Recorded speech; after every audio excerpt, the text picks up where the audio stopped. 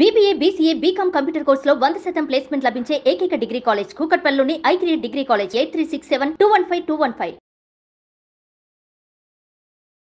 మరోసారి కోవిడ్ మహమ్మారి ప్రపంచవ్యాప్తంగా కమ్ముకోబోతుందా? సూచనలు చూస్తుంటే అలాగే అనిపిస్తోంది. ఎందుకంటే ఇప్పటికే బ్యాంకాక్, హాంకాంగ్, మలేషియా, సింగపూర్ ఇలా చాలా కంట్రీస్లో కోవిడ్ విపరీతంగా వ్యాప్తి చెందుతోందని, హాస్పిటల్స్ అన్నీ ఫుల్ అయిపోతున్నాయని చెప్తా ఉన్నారు, న్యూస్ వస్తూ ఉన్నాయి. అలాగే లేటెస్ట్గా ఒక క్రికెటర్కి కూడా కోవిడ్ వచ్చిందని చెప్పి అతను ఈరోజు మ్యాచ్కి కూడా, ఐపీఎల్ మ్యాచ్లు జరుగుతున్న విషయం తెలిసిందే కదా. సో ఐపీఎల్ మ్యాచ్కి కూడా అతను దూరంగా ఉంటున్నాడు అన్న సంగతి న్యూస్ ఇప్పుడే వింటున్నాము. అయితే నిజంగానే కోవిడ్ మనం గతంలో చూసినట్లు 2020, 21, 22 2 ఇయర్స్ కూడా దారుణమైనటువంటి కోవిడ్, కొన్ని లక్షల మంది ప్రపంచవ్యాప్తంగా చనిపోయినటువంటి పరిస్థితి. సో మరోసారి అలాంటిదే జరగబోతోందా చూద్దాం. ఎందుకంటే ప్రస్తుతం మనతో పాటు డాక్టర్ ఉన్నారు. ఆయన రవీంద్ర గారు, రవీంద్ర హాస్పిటల్స్ నుంచి ఎండి కూడా. ఇంకొకటి ఏంటంటే ఆయన స్పెషలిస్టు చెస్ట్ ఫిజిషియన్ అనమాట. సో ఒకసారి వాళ్ళకైతే ఇంకా క్లియర్గా తెలుస్తుంది ఏంటి, ఎలా నిజంగానే ఇదంతా జరగబోతోందా అని చెప్పేసి ఒకసారి ఆయనతో మాట్లాడదాం. సార్ నమస్తే అండి. నమస్తే. ఒక పల్మనాలజిస్ట్గా, చెస్ట్ ఫిజిషియన్గా మీరు చెప్పండి డాక్టర్ గారు, నిజంగానే అంత భయంకరమైన విపత్తు, మరోసారి మహమ్మారి రాబోతోందా? ఈ కోవిడ్ ఇంకొకసారి ప్రపంచం మీద విరుచుకుపడబోయే సూచనలు కనిపిస్తున్నాయా? ఎందుకంటే ఇప్పటికే చాలా దేశాల్లో కేసెస్ చూస్తున్నామని చెప్తున్నారు. లేటెస్ట్గా క్రికెటర్కి కూడా అటాక్ అయిందని వింటున్నాము. సో మీరేం చెప్తారు డాక్టర్ గారు? అంటే మనం అంతగా భయపడాల్సినంత అవసరం లేదండి. ఎప్పుడైనా కానీ పాండమిక్ అనేది వచ్చినాక కొన్ని సంవత్సరాల పాటు ఒక సీజన్లో వాతావరణ పరిస్థితులు అనుకూలంగా ఉన్నప్పుడు అది ఎపిడమిక్ గా కొన్ని సీజన్లు, కొన్ని ఏరియాస్ లో వచ్చిపోతా ఉంటుంది. ఓకే. ఇప్పటికీ మనం కొన్నిసార్లు చూస్తే స్వైన్ ఫ్లూ వచ్చిపోతుంది. సో కొన్ని సీజన్లో మ్యాటింగ్ అయ్యి అవి ఎక్కువ కేసులు వస్తాయి. అలాగా ఇప్పుడు చూసుకుంటే సింగపూర్, హాంకాంగ్ లో దాదాపుగా 30% హాస్పిటల్ అడ్మిషన్స్ ఇంక్రీజ్ అయ్యాయి. 28% పేషెంట్స్ పాజిటివ్ రావటం అవి అవుతుంది చూశారు. సో అందువల్ల అడ్మిషన్స్ ఎక్కువ అవుతున్నందువల్ల ఫ్యూ డెత్స్ ఎప్పుడైనా ఉంటాయి. సో దీనికి గల కారణాలు అనేది వాళ్ళు చూస్తున్నారు. సో ఇది ఫస్ట్ ఏంటంటే ఇది వచ్చింది మనకి కోవిడ్ అయినా కాదా ఈ కేసు. దాదాపు 4 సిటీల్లో నోటిఫై అయిన ఈ రేజ్ ఎక్కువగా ఉన్న ఈ కేసులు దాదాపుగా కోవిడ్ ఒమిక్రాన్ JN1 వేరియంట్ లోనే కొంత సబ్ వేరియంట్ రావడం వలన వచ్చింది అని. అవి ఆల్రెడీ పాత ఉన్న వాటిలోనే వచ్చింది. అయితే దీన్ని మనం ఏంటంటే సీజనల్ గా స్ప్రెడ్డింగ్ కి ఎక్కువగా కారణం ఉండటం వలన ఎక్కువ స్ప్రెడ్ అయ్యి ఆ సీజనల్ గా కొన్ని చోట్ల స్పట్స్ అంటాం వీటిని, ఈ ఎపిడమిక్ గా వచ్చి అది పోతుంది. అయితే ఎక్స్పెక్టేషన్ ఏం చేస్తున్నారంటే, ఏంటంటే హై వ్యాక్సినేషన్ ఉండి హై కేసెస్ వచ్చి ఇమ్యూనిటీ బాగా ఉన్న కంట్రీస్ లో ఇది రాకపోవచ్చు. అంటే ఎస్పెషల్ మన హై వ్యాక్సినేషన్, హై ఇమ్యూనిటీ ఉన్న కంట్రీ కోవిడ్ కి. సో ఇక్కడ మళ్ళీ కేసెస్ అంతగా పెరగకపోవచ్చు. 1-2 తగులుతాయి, వస్తాయి. మనం ట్రావెల్ కంపల్సరీ ఎటు పోవాలని మన సింగపూర్ నుంచి కానీ, థాయిలాండ్ నుంచి కానీ, మలేషియా నుంచే మనం ట్రాన్సిట్స్ తీసుకుంటాము. సో ఈ ట్రాన్సిట్ తీసుకొని కంపల్సరీ ఆ రిస్క్ ఉంటుంది. ఇప్పుడు అదే మీరు అన్నట్టుగా ట్రావెల్ ఆ ఎయిర్పోర్ట్స్ నుంచి రావటం వలన ఈ వైరస్ ట్రాన్స్మిట్ అయ్యి మనకి సిమ్టమ్స్ కనబడే ఛాన్స్ వచ్చి అట్లా కనబడుతుంది, వాళ్ళకి వస్తుంది. సో ఈ హై ఎండమిక్ ఉండటం వలన మనకి ఏంటంటే ఇమ్యూనిటీ బాగుంటుంది, వాళ్ళకి రాదు అని. అయితే ఇప్పుడు కొన్ని కంట్రీస్ లో ఇట్లా పెరగడానికి కారణం కూడా ఏంటంటే వాళ్ళంతా చాలా రోజులు అయిపోయి వ్యాక్సినేషన్ యొక్క ఎఫెక్ట్ పోయి ఇమ్యూనిటీ తగ్గిపోవటం వలన వేరియంట్ మారటం వలన మళ్ళీ కొత్త వేరియంట్ కొంచెం కొత్తగా కేసెస్ వచ్చాయని. అవి అంత సీరియస్ గా సిమ్టమ్స్ చూపించట్లేదు అని కూడా అంటున్నారు. అంటే మామూలుగా రొటీన్ గా ఆఫీస్ మానేసి ఇంట్లో కూర్చొని లీవ్ తీసుకునేంతగా ఉంటున్నాయి, కానీ సీరియస్ గా ప్రాణ నష్టం కలిగేంత డేంజర్ అయిపోయేంతగా ఈ ఇన్ఫెక్షన్ రావట్లేదు అని అయితే వాళ్ళు మనకి కొంత తెలుస్తుంది ఇన్ఫర్మేషన్.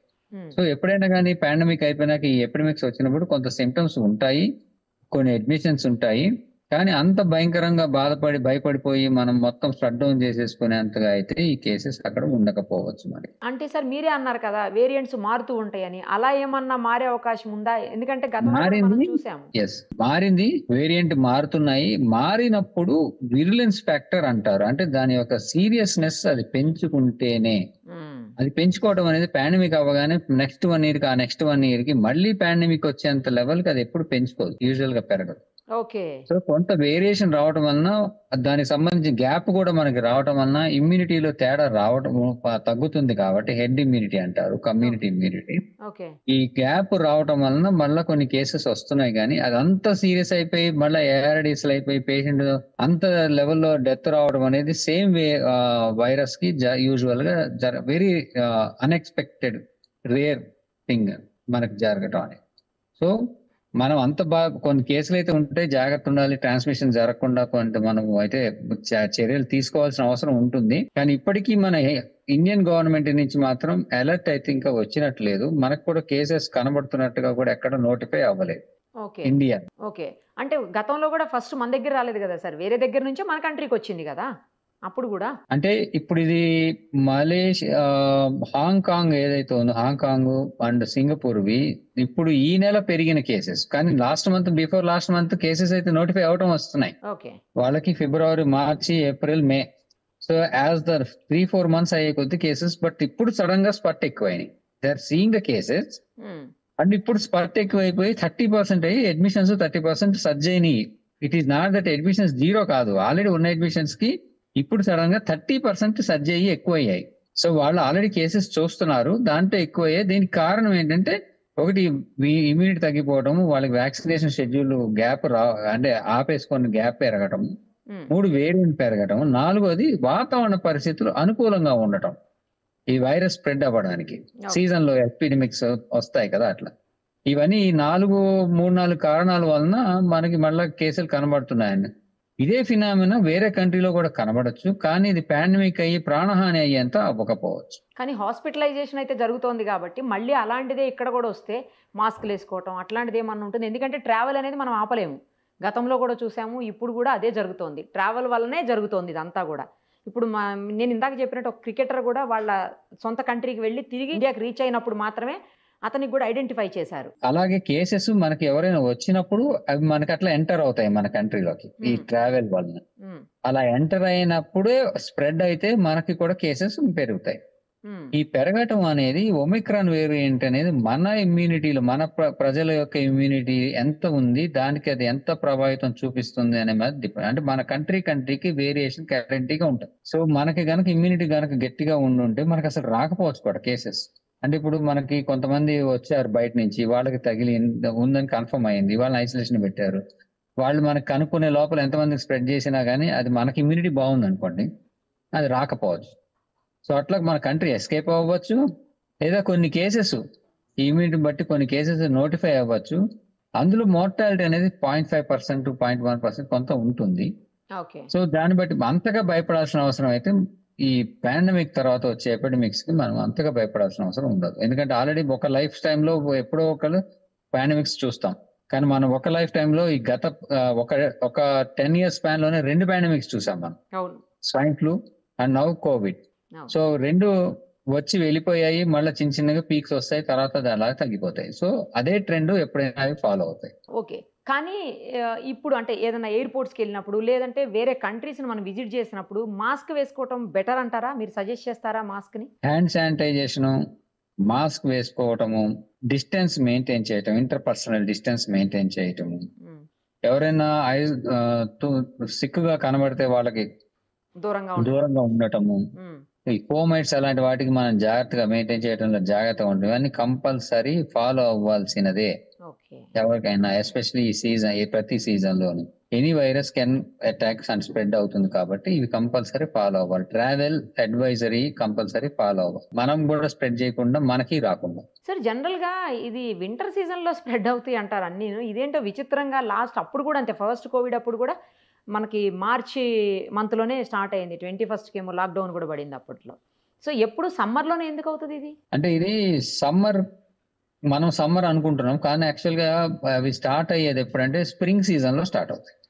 ముందే స్టార్ట్ అయిపోతుంది, స్ప్రింగ్ లో స్టార్ట్ అవుతాయి. స్ప్రింగ్ అనేది వింటర్ నుంచి మనకి శిశిర ఋతువు తర్వాత వసంత ఋతువు వచ్చినప్పుడు అది వాతావరణ పరిస్థితులు వైరస్ కి అనుగుణంగా ఉంటాయి, బాగా ఈ ప్రొలిఫరేట్ అయ్యి పెరగడానికి. ఆ టైంలో వాతావరణం పూలుండి తడిగా ఉన్న దగ్గర నుంచి పొడిగా అవుతున్న ఆ టైంలో వైరస్ స్ప్రెడ్ అవుతుంది. అయితే ఇప్పుడు ఇంకొక ఫ్యాక్టర్స్ ఏంటంటే ఎన్విరాన్మెంట్ కూడా కన్సిస్టెంట్ గా ఉండట్లేదు. సడన్ గా వానలు కరెక్ట్, పడుతున్నాయి. అదైతే కరెక్ట్ కరెక్ట్. సో ఈ వానలు పడటం వలన కూడా అది కొంచెం ఎక్కువగా స్ప్రెడ్ అయ్యే ఛాన్స్ ఉంటుంది. మనం ఏంటంటే ఎండలకి ఉంటే రావద్దు అనుకుంటున్నాం, కానీ ఎండలు ఉండటం వలన దాని వాతావరణ పరిస్థితి అది ప్రొలిఫరేట్ అంటే పెరగడానికి సరిగా అనువైన వాతావరణం ఉంటేనే అవి పెరుగుతున్నాయి. సో దానివల్ల అవి స్ప్రెడ్ అవుతున్నాయి. ఏ సీజన్ అయినా కూడా ఇట్లా కేసులు నోటిఫై అవుతున్నప్పుడు మాత్రం మనము బయటికి వెళ్తున్నప్పుడు పర్సనల్ హైజీన్, పర్సనల్ ప్రొటెక్షన్ ఇవి కంపల్సరీ ఏవైతే ఉన్నాయో రూల్ అవి ఫాలో అవ్వడం మంచిదండి, అవ్వాల్సిందే. ఓకే. ఏదైనా అంత అంటే పానిక్ అయిపోయి భయపడిపోయి ఏదో అవుతుందని లేకపోతే డెత్స్ అవుతాయి అని భయపడాల్సిన అవసరం అయితే లేదని ఒక మంచి మాట అయితే చెప్పారు మీరు. అంత అవసరం అయితే లేదు, అదే భయపడాల్సినంత అవసరం లేదు. కాకపోతే జాగ్రత్తగా ఉండటం అనేది మాత్రం మంచిది, ముఖ్యంగా ఇతర దేశాలకు వెళ్ళినప్పుడు తర్వాత ట్రాన్స్పోర్ట్ మన లోకల్ కూడా ఒక సిటీ నుంచి ఇంకో సిటీకి ట్రావెల్ చేస్తున్నప్పుడు కూడా మనకి అవసరం ఫాలో అవ్వాలి. మనము కారులో మన మూలంలో వెళ్తున్నా కూడా మనం కొన్నిసార్లు గుళ్ళకి వాటికి వెళ్తాం, వేరే గుళ్ళకి. అలా వెళ్ళినా కూడా సేమ్ రూల్ అప్లికబుల్.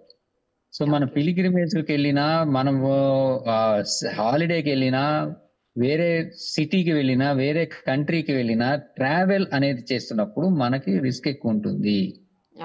మనం కంపల్సరీ అటు వెళ్ళాల్సి ఉంటుంది, ఫాలో అవ్వాల్సి ఉంటుంది. సో ట్రావెల్ తీసుకుంటే మంచిది. లక్షణాలు కనబడగానే మనం దాన్ని జాగ్రత్త పడటం కూడా మంచిది. టెస్ట్ చేసుకోవటం, జాగ్రత్త పడటం, సీరియస్ అవ్వకుండా చూసుకోవడం, ఇవన్నీ మనకి నెక్స్ట్ స్టెప్ లో మనం అవి జాగ్రత్త ఉండాలి. సార్ ఒక చిన్న డౌట్ ఫైనల్లీ ఏంటంటే, మనం అప్పట్లో వ్యాక్సిన్ తీసుకున్నాం, కోవాక్సిన్ ఒకటి, కోవిషీల్డ్ ఒకటి లాంటి వ్యాక్సిన్స్ తీసుకున్నాం.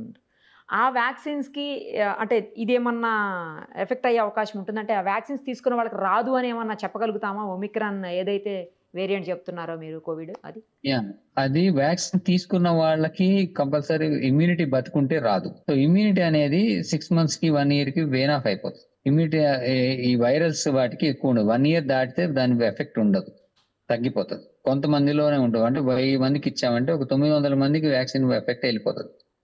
కొంతమందిలో కొంత మిగిలి ఉంటుంది. ఇది ఎంత మందిలో మిగిలింది, ఎంత వాళ్ళకి ఇమ్యూనిటీ త్వరగా రికవర్ చేసుకుని యాంటీబాడీస్ ప్రొడ్యూస్ చేసుకుంటారు, దీని మీద డిపెండ్ అవుతుంది. సో ఆల్రెడీ వ్యాక్సిన్ వేసిన వాళ్ళకి ఇమ్యూనిటీ గ్యాప్ ఎక్కువ ఉండి రాదు. ఆల్రెడీ మనకి అందరికి 2 years దాటిపోయింది వేసేసి లాస్ట్ డోస్. సో అది ఇమ్యూనిటీ ఎంత ఉంటుందో తెలీదు. సో ఒకవేళ వస్తే కొంచెం కాస్త కూస్తో వచ్చే ఛాన్స్ ఉంది అని చెప్పి మనకి అనుకోవాలి మనం. అందుకని జాగ్రత్తలు తీసుకుంటేనే మంచిది. Thank you sir, thank you so much. Thank you.